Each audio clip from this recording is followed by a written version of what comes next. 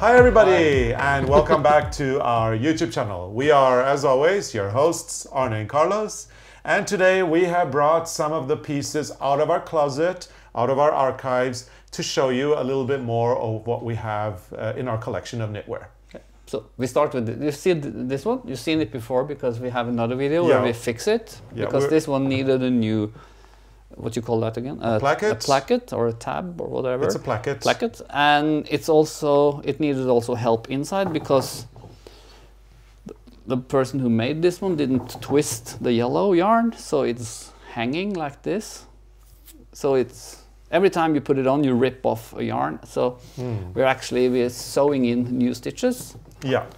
And fixing it. Getting it repaired. Slowly, it's coming on. But this is a beautiful jacket. Yes. And this jacket is called Nordlandskofte.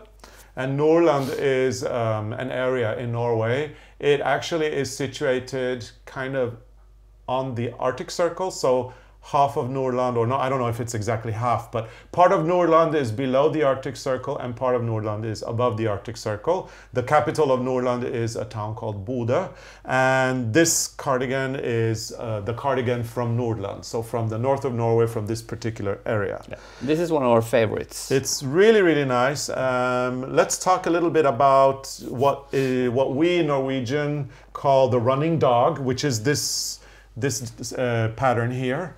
It's little dogs that are running. It's like a softer version of the one you find on Greek. Yeah, so it's in fact a Greek ornamental design. So Norwegians been traveling, you know. Yes, we get inspiration. Oh yeah. I mean, everything's inspired from somewhere, and a lot of these knitwear patterns, they came from the Middle East towards Europe, and and so this one is one of those symbols that we consider more Greek in design, because you can find it a lot in ancient Greece, and it has been adapted and readapted by many different cultures, including our own. Maybe it's the waves in the ocean. Maybe, yeah, or I think it's like a key.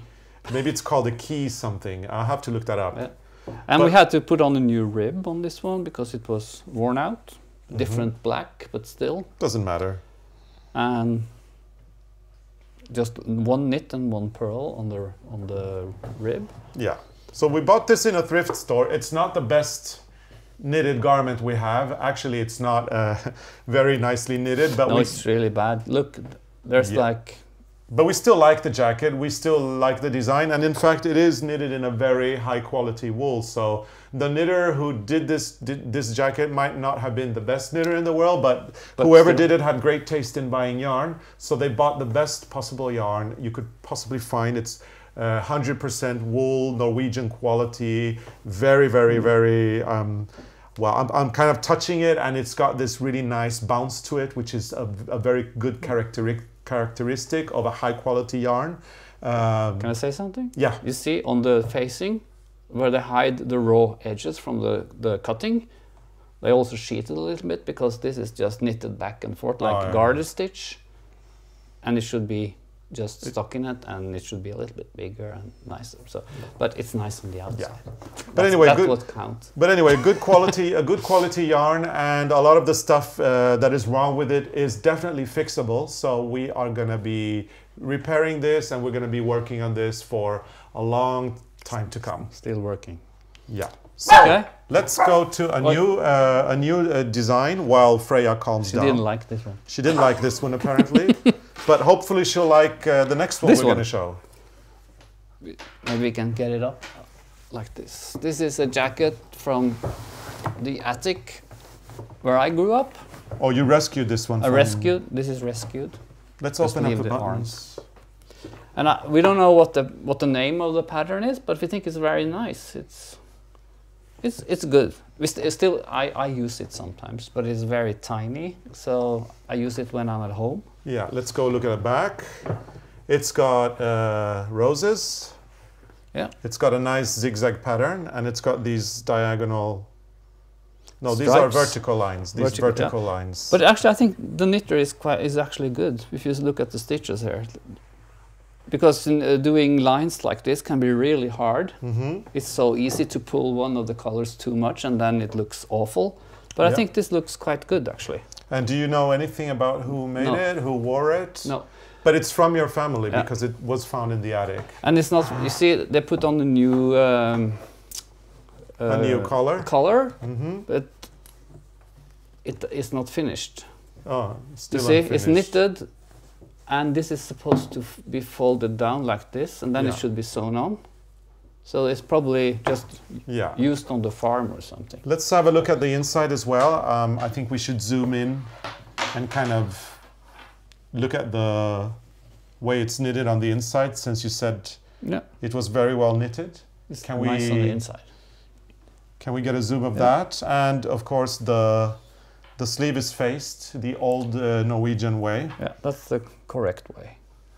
And if you look at the shoulder seams, if you read like old patterns, Norwegian patterns, some of them says you should never bind off on the shoulder and then sew it together. It says you have to make those stitches. What's that called? Kitchener. Yeah. On the shoulder, but on this one it's made totally different way. I think it's just. I think maybe it's a kind of a Kitchener, but on the wrong side. Yeah. Sometimes actually we prefer to bind off and then sew it together because on some yarns you need to have a more sturdy seam. Yeah. Sometimes I think a Kitchener can be very loose on the shoulder and sometimes clothes just fall down in a way. So you give them more, what do you call that? Hole? Yeah, it gets more stable. Stable. So the only thing that I would like to, I mean, if I were designing a garment like this, I think maybe I would have wanted to do a little bit of extra design development work to get these lines to fit. I would have liked them to have fitted on there so that they would have been continued on the front and back. It's doable, but of course it takes a big effort design-wise because then you have to start balancing the pattern. And whoever knitted this, probably your mother or your grandmother or your aunt or anyone, they might have not had time to balance the pattern. They just needed a jacket. I think this is something that has been repaired a few times because even this one is different. Yeah. So. But it's a nice piece. Nice pattern, and the knit is nice. The finish is not so good, but the rest is good. Okay, so we're going to take off the arm. It's a little bit in the way. We've got a great piece here, which is a piece that is very unusual for our viewers because we are mainly doing a lot of color work. People don't know that we do stuff like this as well, cabling, but we do. We haven't done this one. But we haven't done this one. No, this is I think your mom's. No, your my grandmother. Your grandmother's. She hardly never did any cable, but she did this one, and this is the only one I have from her that is knitted in this way. Yeah. But I like the color. It's nice color. It's a nice color. It's very well knitted. I really like the sleeves. We'll show the sleeves in a little bit. But yeah, here's the back. The sleeve is nice because it's got these two cables going on the side. I like you've got the raglan here and then you've got the line going there, that way. I think that's very nice. So this is a nice one. A very well-made piece, very tailored in a way. Probably she used it just for Easter or something. Skiing. I don't know. It's maybe like a nice ski sweater when she needed to dress up to go out skiing with the neighbors or something. We've got a great photo of her. And you see the rib is made with one a pearl and a twisted knit. Because if you twist the knitted stitch, you get a more elastic rib. And it pops back easier. It's the same on the cuff. It's a twisted knit and a pearl, also on the rib. One twisted and one pearl. So a great little piece, very nice, very tailored, very simple, but very beautiful. And we try to keep it in good condition as always. And this one, next. This has been used a lot. It's almost felted. It's been a working jacket, and then it's also my grandmother's because she always cut the sleeve when the jackets started to get ugly or were worn out. So this is something she cut, but she never finished it. She started on this side. So this is going to be, I mean, at that time that your grandmother cut it, It was because it was not her best jacket anymore. She probably knitted a new one that became her favorite jacket. This one could have had nice little ribbons there that she removed, and then she re-knitted the cable, or sorry, the placket, and then she cut the sleeves and put the cuff higher because it was more practical when milking the cow. Your grandmother was a very practical, hardworking woman, and she had a lot of these. And as we've said before, our archive is full of sweaters like this. This one has sentimental value. It's unfinished, and I think that we're going to keep it unfinished. Keep it like this forever. So we're kind of preserving it as it is, without altering it or doing any other changes, because this is something your grandmother was working on before she passed away. And we don't know what the name of the jacket is, but I remember I made one when I was a kid.